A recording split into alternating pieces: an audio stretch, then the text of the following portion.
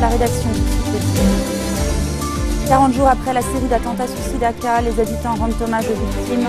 Une messe a eu lieu à Mar Elias. Au lendemain de l'annonce par les rebelles de la brisure du siège d'Alep, des combats sporadiques se poursuivent au sud de la ville. Aucun civil n'a encore été évacué. Des centaines de milliers de personnes sont attendues dans le centre d'Istanbul ce dimanche à l'appel de Recep Tayyip Erdogan. Après le putsch manqué, l'opposition parlementaire participe à la manifestation. Les habitants d'Oka ont rendu hommage aux victimes de la série d'attentats suicides le 27 juin dernier. 5 personnes avaient été tuées dans ce village à majorité chrétienne du nord de la Bekaa.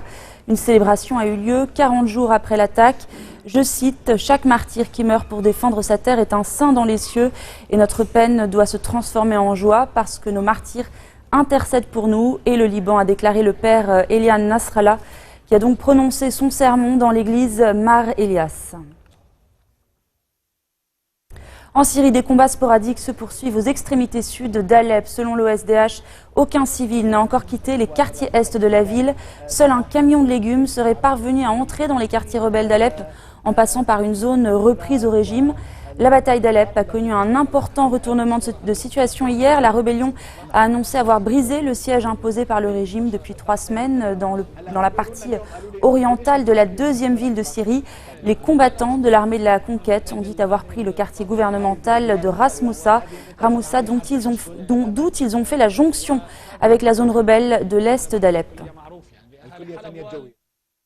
Il était accusé d'avoir fourni des informations secrètes aux États-Unis. Un scientifique nucléaire iranien a été pendu en Iran. Shahram Amiri avait disparu en juin 2009 en Arabie Saoudite où il se trouvait en pèlerinage. Un an plus tard, il refait surface aux États-Unis et demande de pouvoir rentrer en Iran.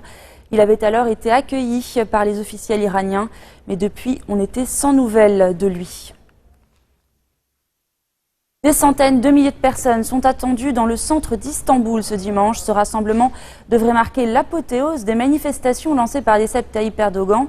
Après le putsch manqué, fait unique, l'opposition parlementaire a accepté l'invitation du chef de l'État.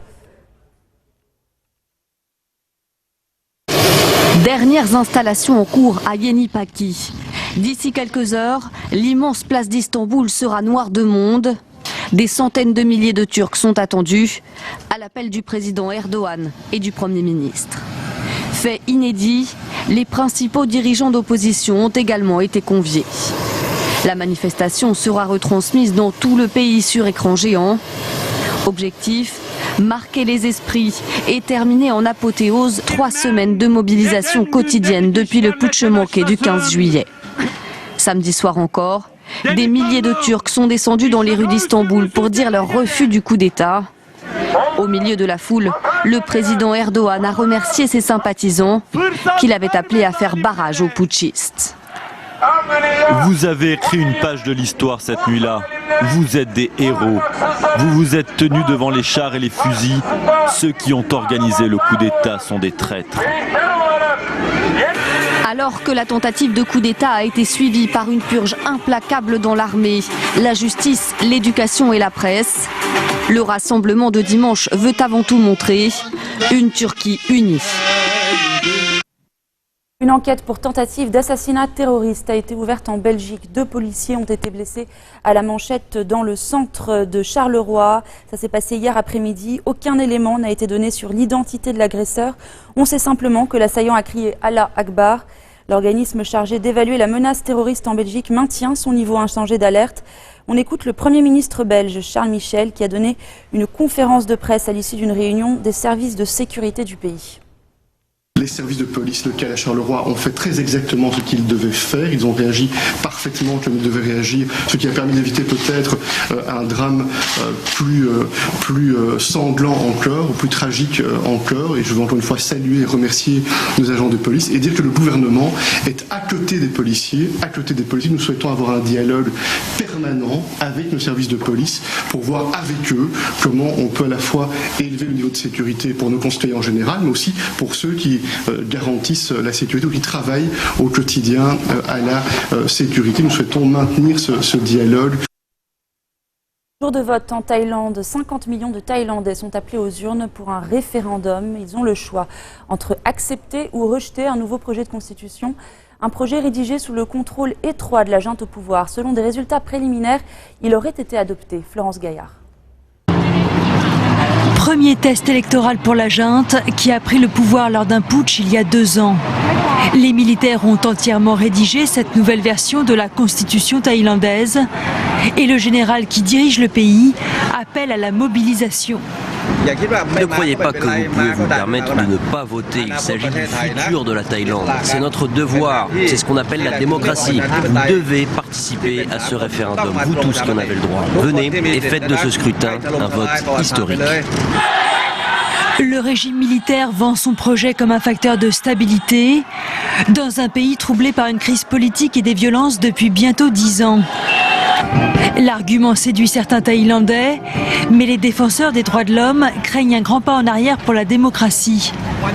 Le texte prévoit notamment que le Sénat soit nommé et non plus élu, ce qui permettrait à la junte de contrôler le Parlement. Ces derniers jours, une centaine de personnes ont été arrêtées pour avoir dénoncé cette 20e version de la loi fondamentale depuis 1932. Les militaires aujourd'hui, ce ne sont plus seulement des représentants des élites traditionnelles. Ils sont eux-mêmes acteurs, les plus gros acteurs. Et ils veulent rester, contrôler la politique, jouir du pouvoir et de ses privilèges. 50 millions d'électeurs sont appelés à se prononcer.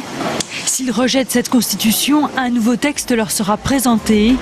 Quoi qu'il arrive, la junte promet des élections générales à l'été 2017. Dans quelques instants, nous retrouvons Valérie Vincent qui nous parlera de son documentaire Le Cèdre et l'Acier. À tout de suite.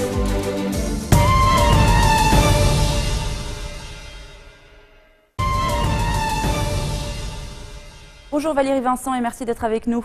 Bonjour Philippine. Alors vous êtes un peu devenue l'habituée de ce journal. La dernière fois vous étiez venue pour nous présenter une pièce de théâtre. Et aujourd'hui vous êtes là non pas en tant que metteur en scène mais comme réalisatrice. Et c'est donc avec un documentaire que vous tentez d'interpeller sur la disparition du patrimoine architectural libanais. Pourquoi vous emparez-vous aujourd'hui de ce thème ? Écoutez, en fait, je suis arrivée au Liban, je me suis installée au Liban il y a une dizaine d'années et il se trouve que j'ai eu la chance d'habiter dans un immeuble traditionnel et que j'ai pu apprécier la vie qu'on avait dans ces immeubles-là, où les portes sont toujours ouvertes, où la générosité et la chaleur humaine des Libanais est vraiment réelle et quotidienne. Et puis, au fil des années, j'ai pu voir autour de moi beaucoup de très belles maisons qui entouraient cet immeuble disparaître, être remplacées par des tours de béton et d'acier. Et j'ai donc été touchée et puis voilà, comme je suis une artiste entre guillemets peut-être engagée, j'ai eu envie de crier pour le patrimoine, de crier, de dire qu'on est en train d'effacer la mémoire non seulement des gens qui vivaient dans ces immeubles, mais aussi la mémoire de toute une ville. Alors je vous propose tout de suite d'en regarder un petit extrait.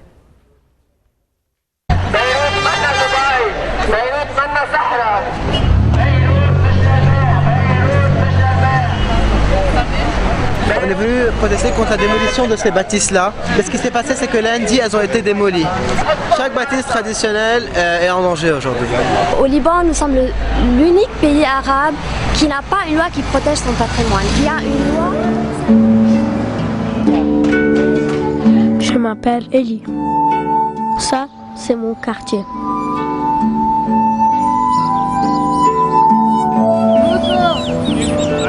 كيفك حبيبي؟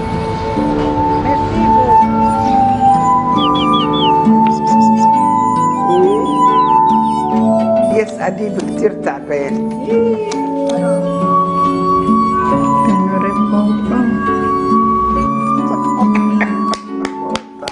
منوش يا طازة. طب محله شو راح يا عمرو؟ بتعرف شيء؟ عارف شيء؟ يا عمرو برج بطون.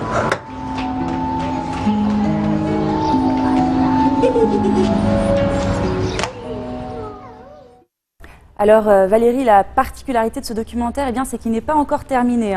Et vous demandez justement à ceux qui aimeraient bien connaître la suite de participer à son financement. C'est une pratique de plus en plus répandue que l'on nomme le crowdfunding. Pourquoi avoir opté pour ce type de financement sur ce documentaire ? Pour deux raisons, parce qu'on manquait d'argent, effectivement le budget n'était pas bouclé, il nous manquait 16% du budget, et puis la deuxième raison c'était aussi pour faire connaître le projet et puis peut-être faire prendre conscience à des gens qui n'avaient pas encore pris conscience que effectivement leur patrimoine est en train de disparaître. Alors quelque part ils se sentent concernés et c'est vrai que jusqu'à maintenant on a déjà, grâce à ce crowdfunding, on a déjà récupéré environ 30% de la somme que nous cherchons et finalement les gens se sentent vraiment concernés et en échange de leurs dons, évidemment, ils auront des places pour l'avant-première. On les informe de l'avancée du projet. Aujourd'hui, on est en plein montage. Et comme c'est un projet franco-libanais, eh bien, on va aller en France pour le finaliser, notamment en ce qui concerne la bande sonore qui va être très particulière puisqu'elle sera faite à partir d'objets de cristal et de verre pour justement marquer la grande fragilité de ce patrimoine. Alors Valérie, on en appelle à la générosité de ceux qui, comme vous, se sentent interpellés par la question de la disparition du patrimoine architectural au Liban. Et on vous souhaite bon courage donc, dans ce projet. Merci beaucoup Philippe. Merci à vous. À bientôt. Avant de se quitter, un coup d'œil sur les Jeux Olympiques de Rio. Que font les athlètes médaillés après avoir reçu leur médaille? La fête, bien entendu, mais où? Alison Sergent et Olivier Boulin qui nous en donnent la réponse.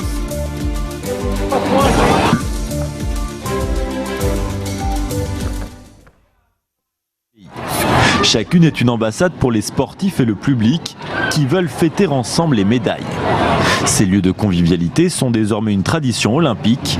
Les premiers à avoir lancé le mouvement, ce sont les Hollandais au JO de Barcelone en 1992. Depuis, ils aiment à croire que là où on s'amuse le plus, c'est toujours dans leur maison. Tout le monde sait qu'ici c'est the place to be. Les gens veulent faire la fête ensemble. Ce n'est pas juste pour les Hollandais. Même si c'est évidemment pour nous. C'est un bout de notre pays ici au Brésil.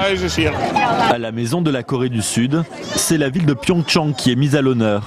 Elle accueillera les Jeux Olympiques d'hiver en 2018. Ici au Brésil, les gens ne connaissent pas la neige et les sports d'hiver.